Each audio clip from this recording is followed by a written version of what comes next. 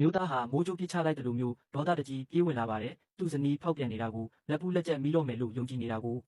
ဒါပေမဲ့ချစ်သူဆိုတဲ့သူကိုမြင်လိုက်ရတဲ့အခိုက်အတန့်မှာပဲသူ့ကဘာကြီးတစ်ခုလုံးရက်တန့်သွားတယ်အဲ့ဒီလူကတခြားသူမဟုတ်ဘူးသူ့ရဲ့ဝမ်းကွဲညီလေးဖြစ်နေတာပါပဲဒီယူသွဆရာကိစ္စတွေအကုန်လုံးကပြီးခဲ့တဲ့ညကစတင်ခဲ့တာပါအမျိုးသားဟာအိပ်ပျော်နေတဲ့ဇနီးတဲ့ရဲ့မျက်နှာလေးကိုတိတ်တဆိတ်မေးကြည့်နေတော့သူမကပါလူဆိုတဲ့နာမည်တစ်ခုကိုရုတ်တရက်ရေရွတ်လိုက်တယ်သူဘာမှမတုံ့ပြန်နိုင်ခင်မှာပဲသူမကသူ့ကိုပို့ပြီးတင်းတင်းကြပ်ကြပ်ဖတ်လိုက်ပြီးဘလောက်တောင်တက်တောင်တက်တာရှိလဲဘာလူကိုဘလောက်တောင်လွမ်းနေလဲဆိုပြီးတီးတိုးပြောလိုက်တယ်တဝင်းတိုစိတ်ကအမျိုးသားကိုပြင်းပြင်းထန်ထန်ရိုက်ခတ်သွားလို့ပရင်ပေါ်ကနေသူမကိုအတင်းဆွဲခွာပြစ်မလို့တောင်လုံးမိပေမဲ့မလုပ်ရက်ခဲ့ရှာပါဘူးနောက်တနေ့မနက်မှာတော့သူဟာတစ္ဆာဖောက်ပေါ်လာမဲ့အချိန်ကိုစောင့်ရင်းကြောက်စင်းတူတရုပ်လိုစပွဲမှာထိုင်နေခဲ့တယ်သူ့ရဲ့အေးဆက်နေတဲ့မျက်နှာကိုမြင်တော့အမျိုးသမီးကငါရဲ့ဘလူးကမှပိုကောင်းသေးတယ်လို့စိတ်ထဲကနေအေးဆေးပဲညှိတွားလိုက်တယ်ဘလူးနဲ့ပြန်ဆုံဖို့အတွက်သူ့ကိုကွာရှင်းဖို့တောင်စဉ်းစားလိုက်ပြီးတော့စိတ်တွင်းအတန်ကိုကြားနေရတဲ့အမျိုးသားခမနေရာတင်ဒေါသပေါက်ကွဲမတက်ဖြစ်သွားတယ်သူကအခန်းထဲကနေဒေါသတကြီးထွက်သွားပြီးအဲ့ဒီဘာလူးဆိုတဲ့ကောင်ကိုရှာခြေလက်တွေချိုးပြီးငါးမန်းစာကျွေးပစ်ဖို့လက်ထောက်ဖြစ်သူကိုအမိတ်ပေးလိုက်ပါတော့တယ်တစ်ချိန်တည်းမှာပဲတကယ့်တရခံဖြစ်တဲ့အမျိုးသမီးကတော့သူ့မောင်လေးနဲ့အတူပျော်ပျော်ရွှင်ရွှင်ဈေးဝယ်ထွက်နေခဲ့တယ်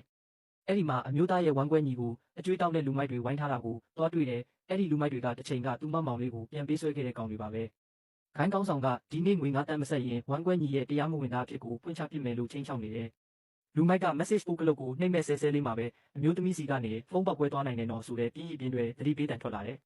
နောက်တစ်စက္ကန့်မှာပဲဖုန်းကလူမိုက်ရဲ့လက်ထဲမှာပေါက်ကွဲသွားပြီးတကိုယ်လုံးမီးခိုးမိုင်းတွေပြေးချမ်းသွားတော့တယ်သူကလန့်ပြီးနောက်ဆုတ်သွားပေမဲ့အမျိုးသမီးရဲ့အရှိန်အဝါကိုကြောက်လွန်းလို့ခြေထောက်တွေတောင်ခွေကျသွားတယ်ခိုင်းကောင်းဆောင်ကချက်ချင်းပဲအကျွေးစာချုပ်ကိုစုပ်ဖြဲပစ်ပြီးတပည့်တွေနဲ့အတူလေးဘက်ထောက်ကထွက်ပြေးသွားပါတော့တယ်ဝမ်းကွဲညီကသူမကိုအံ့အားမင်တက်စွာကြည့်ရင်လူမိုက်ကိုင်းကဘာလို့သူ့ကိုဒီလောက်ကြောက်နေရတာလဲလို့မေးတယ်အမျိုးသမီးကဘေးနားမှာကြောင်တောင်တောင်ဖြစ်နေတဲ့သူ့မောင်လေးကိုခက်တီတီနဲ့လက်ညှိုးထိုးပြပြီးသူတို့ကမောင်လေးကိုကြောက်တာပါလို့လွှဲချလိုက်တယ်ဝမ်းကွဲညီလည်းမောင်လေးအပေါ်ချက်ချင်းပဲကြီးမားတဲ့လေးစားမှုတွေဖြစ်ပေါ်သွားတော့တယ်ဝမ်းကွဲညီကသူ့ကုမ္ပဏီကြာရှုံးနေပြီးအကျွေးနုံနစ်နေတယ်လို့ဝန်ခံတယ်မောင်လေးကတက်ပြင်းချပြီးချမ်းသာတဲ့ကလေးတွေကဘေးကင်းချင်ရင်ဘယ်တော့မှစီးပွားရေးမလုပ်သင့်ဘူးလို့ပြောလိုက်တော့ဝမ်းကွဲညီကပုံမူတော့တာပေါ့ဒါပေမဲ့အမျိုးသမီးကတော့အခွင့်အရေးကိုမြင်လိုက်တယ်ဒီဝမ်းကွဲညီကနောက်2နှစ်နေရင်ဤပညာလောကရဲ့တတိကြီးဖြစ်လာမယ်ဆိုတာသူမသိနေတာကိုသူမကရင်းနှီးမြှုပ်နှံမယ်လို့ကြေညာလိုက်တော့2ယောက်လုံးနှင်တက်သွားကြတယ်သူမကမောင်လေးကိုအိမ်ပြန်လွတ်လိုက်ပြီးဝမ်းကွဲညီရဲ့အလုပ်ခန်းကိုလိုက်သွားတယ်ဒါပေမဲ့တခြားတစ်ယောက်ကစောင့်ကြည့်နေခဲ့တယ်အကြံစီများတဲ့မိန်းမတစ်ယောက်ကတိတ်တဆိတ်တပုံရိုက်ပြီးအမျိုးသားစီပို့ပေးလိုက်တယ်အမျိုးသားကဓာတ်ပုံကိုမြင်လိုက်တာနဲ့ဝမ်းကွဲညီကိုပဲဘာလူးလို့ချက်ချင်းကောက်ချက်ချလိုက်တယ်ဒေါသတွေမီးဟုံးဟုံးတောက်သွားပြီးလက်ထောက်ဖြစ်သူနဲ့အတူဒုံဆိုင်ပြေးလာခဲ့တယ်အလောက်ခန်းထဲမှာတော့ဝမ်းကွဲညီတစ်နှစ်လုံးမဖြေရှင်းနိုင်ခဲ့တဲ့စနစ်ပိုင်းဆိုင်ရာအမှားယွင်းတစ်ခုကိုအမျိုးသမီးကအခုလေးတင်ပြင်ပေးလိုက်တာပါသူတို့အောင်ပွဲခံနေတော့မှပဲအမျိုးသားကမုံတိုင်းတစ်ခုလိုတကားကိုကန်ဖွင့်ပြီးဝင်လာတယ်သူကအဲ့ဒီယောက်ျားကိုတတ်ဖို့အတင်းနဲ့လှည့်ဆွဲလိုက်တော့မှသူ့ရဲ့ဝမ်းကွဲညီဖြစ်နေတာကိုတွေ့လိုက်ရတယ်အဲ့ဒီတော့မှကြီးမားတဲ့အထင်လွဲမှုကြီးကိုအမျိုးသမီးသဘောပေါက်သွားပြီးစာချုပ်တစ်စောင်ကိုအမျိုးသားရဲ့လက်ထဲရိုက်ထည့်ပေးလိုက်တယ်သူတို့ကစီးပွားရေးအကြောင်းဆွေးနွေးနေတာအခြေအမဟုတ်ဘူးလို့ရှင်းပြလိုက်တယ်အဲ့ဒီတော့မှနည်းနည်းညင်ကျသွားတဲ့အမျိုးသားကပါလူးဆိုတာဘယ်သူလဲလို့မေးတော့တယ်အမျိုးသမီးမှာရဲချင်းစိတ်ကိုမနှဲအောင်ထားရတယ်ဘလူးဆိုတာသူမရဲ့ခွေးလေးပါတက်တည်ပြဖို့တပ်ပုံတော်ထုတ်ပြလိုက်ပါသေးတယ်အမျိုးသမီးကသူ့မုံကိုမစားဘဲဝမ်းကွဲညီရဲ့မုံကိုစားနေတာမြင်လိုက်ရတော့အမျိုးသားဟာတဝင်းတိုလုံးလို့ဒေါသတွေထိမရတော့ပါဘူးလူပုံထဲမှာတင်သူမကိုဆွဲဖက်ပြီးနမ်းပစ်လိုက်တော့အခန်းထဲကလူတွေအကုန်လုံးရောအမျိုးသမီးပါမင်တက်သွားကြတယ်သူမကသူ့ကိုတွန်းထုတ်ပြီးပြေးထွက်သွားတဲ့မျက်နှာတွေနီးရဲပြီးရှက်နေပေမဲ့စိတ်ထဲမှာတော့ကြည်နူးနေမိတယ်ချက်ချင်းပဲအမျိုးသားကသူ့လက်ထောက်ကိုနိုင်ငံတော်ဝန်ကအတော်ဆုံးမုတ်ဖုတ်ဆရာကိုရှာခိုင်းလိုက်တဲ့ဇနီးတဲ့အတွက်သူကိုယ်တိုင်မုတ်ဖုတ်ပေးခြင်းလို့လေနောက်တစ်နေ့မှာတော့မိခိုးလုံးကြီးတွေကြားထဲကနေမိသွေးခဲလို့မြေတူးနေတဲ့မုတ်ကျုပ်ပန်းကြီးကိုကင်ပြီးထွက်လာတယ်မုတ်ဖုတ်ဆရာကသူ့ကိုမစော်ကားရဲလို့ပါရမီရှင်ပါဆိုပြီးမရက်မနာမြောက်ပြနေပေမဲ့မုတ်14တောင်မမြည်ရဘူးလက်ထောက်ဖြစ်သူကတော့မလွတ်တော့ဘူးဆိုတာသိလို့တေတန်းစာတော်ဆန်ရင်းနေပြီအမျိုးသားကခက်တီတီနဲ့မစားရင်မနှက်ဖြန်အလုပ်လာစရာမလိုတော့ဘူးလို့ချင်းချောက်လိုက်တယ်လက်ထောက်ခမအာဇာနည်သူရဲကောင်းလို့မုတ်ကိုကိုက်စားအရသာရှိကြောင်းကြီးကျူးပြီးတာနဲ့အမိုက်ပုံးနဲ့တန်းပြီးအန်ချပါတော့တယ်အမျိုးသမီးအိမ်ပြန်ရောက်တော့အမျိုးသားမုတ်ဖုတ်နေတာကိုမြင်ပြီးကြက်တည်တည်သွားတယ်ဒါတခင်မလေးအတွက်တီးတက်လုပ်ပေးနေတာပါလို့လက်ထောက်ကရှင်းပြလိုက်တော့တခုခုတော့အကြီးကျယ်မားနေပြီလို့သူမချက်ချင်းတန်တရားဝင်သွားတယ်သူ့ကိုဘလို့များစော်ကားမိသွားလဲဆိုပြီးမှတ်ညံထဲမှာအသေးလဲစဉ်းစားနေတာပေါ့အမျိုးသားကသူမကိုစပွဲမှာနွေးနွေးထွေးထွေးထိုင်ခိုင်းလိုက်တော့ဒါတေချာပေါက်မုံနဲ့အစိတ်ခတ်ထားတာပဲလို့ကိုယုံကြည်သွားတယ်ဘိုက်ကိုဖိပြီးနာကျင်အောင်ဆောင်ကမစားနိုင်ဘူးဆိုပြီးထွက်ပြေးဖို့လုပ်တယ်အမျိုးသားကသူမကိုဆွဲဖမ်းပြီးအန်ရဲ့ကင်းကြောင်းတက်တည်ပြဖို့သူကိုယ်တိုင်အရင်တကိုက်တိုက်စားပြလိုက်တယ်အမျိုးသမီးလည်းကံကြမ္မာကိုလက်ခံလိုက်ပြီးတကိုက်တိုက်စားကြည့်လိုက်တော့အရန်ကိုအရသာရှိနေလို့အံ့ဩသွားတယ်စိတ်ထဲကနေသူ့ရဲ့ပါရမီကိုချီးကျူးလိုက်ပြီးဒေါသကြီးတာလေးကလွယ်ရင်သူကတကယ်ကိုပြည့်စုံတဲ့သူပါလားလို့ဝန်ခံလိုက်တယ်သူမရဲ့စိတ်တွင်းအတန်ကိုကြားနေရတဲ့အမျိုးသားကတော့တိတ်တဆိတ်ပီတိဖြာနေလေရဲ့နောက်တစ်နေ့အလုပ်ဆင်းတော့အမျိုးသမီးကအမိုက်ပုံးထဲမှာအကောင့်ဘက်ကတိအတိုင်းရှိနေသေးတဲ့ဝက်ကလေးအယုတ်တရုတ်ကိုတွေ့လိုက်တယ်နှမျောစရာကောင်းလို့ဆိုပြီးကောက်ယူလိုက်တယ်အဲ့ဒီအချိန်မှာအမျိုးသားကဖုန်းဆက်လာတော့သူမကလက်ဆောင်တစ်ခုပေးစရာရှိတယ်လို့ခပ်ပေါ်ပေါ်ပဲပြောလိုက်တယ်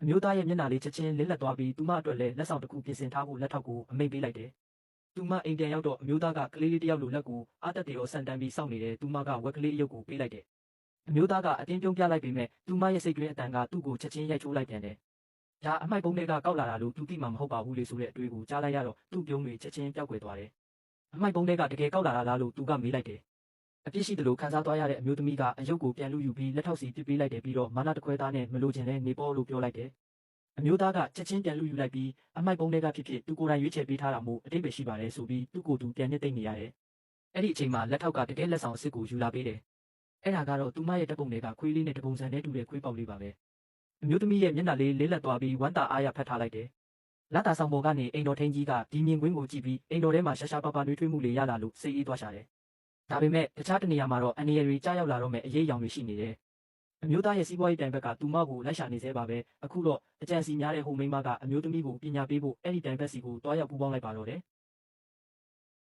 အမျိုးသမီးဟာလမ်းပေါ်မှာစိတ်ခက်ခံလိုက်ရပြီးမျက်နှာဖုံးဆွထားတဲ့လူလေးယောက်ကကားပေါ်ကိုတည်သွားကြတယ်။ဒါပေမဲ့ပြန်ပေးဆွဲသမားတွေလက်ထိတ်တောင်မခက်ရသေးခင်မှာပဲသူမကရုတ်တရက်နိုးလာတယ်။ပြန်ပေးဆွဲသမားတွေကသူတို့ရဲ့မေးစေးလုံးဝအလုံးမလုပ်ဘူးဆိုတာသိလိုက်ရတော့ကြက်တီတီသွားတဲ့တယောက်ကဓာတ်ထုတ်ပြတော့အမျိုးသမီးကဘသူခိုင်းလိုက်တာလဲဆိုပြီးစိတ်လှုပ်ရှားစွာနဲ့မေးပါလေရော။ပြန်ပေးဆွဲသမားတွေကသူတို့ရဲ့ဇညုံးကိုပြန်တိုင်ပင်ဖို့စုဝေးလိုက်ကြတယ်။သူတို့ကလှုပ်ဝက်ဆန်းကျဲတဲ့ပုံစံဖမ်းရမှာကိုသတိရသွားပြီးခေါင်းဆောင်ဖြစ်သူကပြဿနာတွေပုံမှန်များလာခင်အစီအစဉ်ကိုမြန်မြန်လုပ်ဖို့ဆုံးဖြတ်လိုက်တယ်။အမျိုးသမီးကဒီကားစုပ်ကြီးကိုအရန်ရှိန်မတင်နဲ့ကားပြီးပေါက်လိုက်မယ်လို့စေတနာနဲ့သတိပေးလိုက်တယ်။ခေါင်းဆောင်ကဘီးအစ်စ်လဲထားတာပါလို့ယုံကြည်မှုအပြည့်နဲ့ပြောလိုက်ပေမဲ့ချက်ချင်းပဲကားပြီးတစ်လုံးပေါက်ထွက်သွားပါတော့တယ်။အမျိုးသမီးကဒါသူတို့ဘီးကအရေးသွေးညှက်လို့ပါငါချိန်စာကြောင့်မဟုတ်ဘူးလို့ကမန်းကရန်ညင်းတယ်။ကားပြီးပြင်ပြီးသွားတော့သူမကသူတို့ရဲ့ပြန်ပေးဆွဲတဲ့အစီအစဉ်ကိုအစ်စ်မမီဘူးဆိုပြီးဝေဖန်တော့တာပဲ။နေကင်းကြောင်တောင်မျက်နှာဖုံးဆွထားရင်ရဲတွေရဲ့အာယုံစိုက်တာကိုခံရမယ်လို့ထောက်ပြလိုက်တယ်။ပြောဆိုနဲ့ပဲကားမောင်းတဲ့သူကရှေ့မှာရဲတွေကိုတကယ်လန့်တွေးလိုက်တယ်။ပြန်ပေးဆွဲသမားတွေပြရခတ်သွားပေမဲ့အမျိုးသမီးကတီတီငိမ့်ငိမ့်ပဲမျက်နှာဖုံးတွေချုပ်ခိုင်းလိုက်တယ်။ရဲတွေနားရောက်လာတော့အမျိုးသမီးကတက်တက်ကြွကြွနဲ့ပဲဒီလူတွေ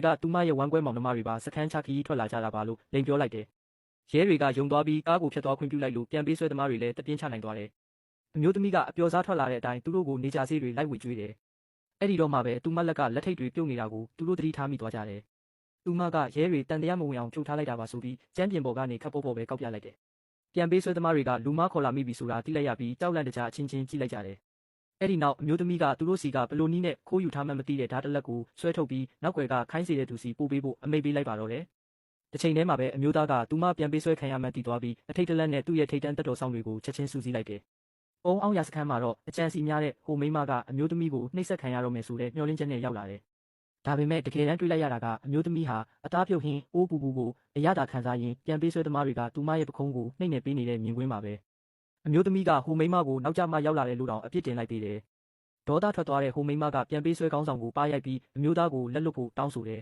။အမျိုးသမီးကအကြံစီများရင်ဝက်ချံထွက်တတ်တယ်နော်လို့တတိပေးလိုက်တာနဲ့တပြိုင်နက်ဟိုမိန်းမရဲ့ပါးပြင်ပေါ်မှာဝက်ချံတွေအပြည့်ထွက်လာပါတော့တယ်။ဟိုမိန်းမကသူ့ရဲ့တက်တော်ဆောင်တွေကိုတိုက်ခိုက်ဖို့အမိန့်ပေးပေမဲ့အမျိုးသမီးကတစ်ချက်စီရိုက်ချပြီးအလွယ်တကူရှင်းလင်းပစ်လိုက်တယ်။ဟိုမိန်းမကထွက်ပြေးပေမဲ့အမျိုးသမီးကြိုဟောထားတဲ့အတိုင်းတက်ကြီးလဲကျသွားတယ်။အဲ့ဒီမှာတင်ဟိုမိန်းမရဲ့ဝမ်းကွဲအကူပြိုင်ဘက်ကအမျိုးသမီးရဲ့စွမ်းအားကိုမှတ်မိသွားတယ်။သူမဟာကောလာဟာလာထွက်နေတဲ့ပြိုင်ဘက်ကင်းတိုင်းပြည်ရင်ပဲဆိုတာသိသွားပြီးသူမကိုဝိုင်းဖမ်းကြဖို့အားလုံးကိုအမိန့်ပေးလိုက်တယ်။အမျိုးသားရောက်လာတဲ့အချိန်မှာတော့ကျမ်းပြင်ပေါ်မှာလူတွေညီးတွားပြီးလဲကျနေကြတယ်။အမျိုးသမီးကတော့ဟိုဆွေမျိုးဝမ်းကွဲလူဆိုးနဲ့အေးအေးဆေးဆေးဖဲကစားနေတဲ့ရှုံးရင်အင်ကြီးချိုးရမယ်ဆိုပြီးချင်းချောက်နေတာပါ။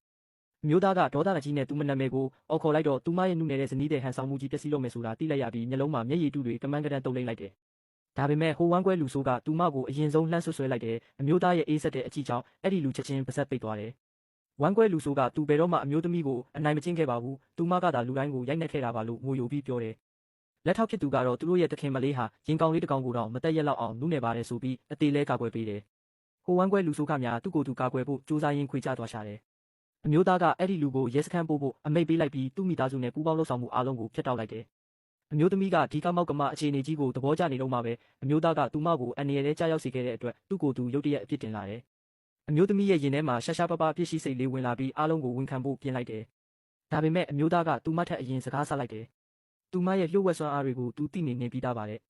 အမျိုးသမီးလည်းသူမရဲ့ဟန်ဆောင်မှုတွေအားလုံးကအလကားဖြစ်သွားပြီဆိုတာနားလည်လိုက်တယ်။အမျိုးသားကသူမကိုသူမရဲ့မူလစရိုက်တိုင်းပဲနေဖို့ပြောလိုက်တယ်။နောက်ထပ်ဟန်ဆောင်မှုတွေမလိုတော့ဘူးနောက်ထပ်ကြောက်ရွံ့စရာတွေမလိုတော့ဘူးလေ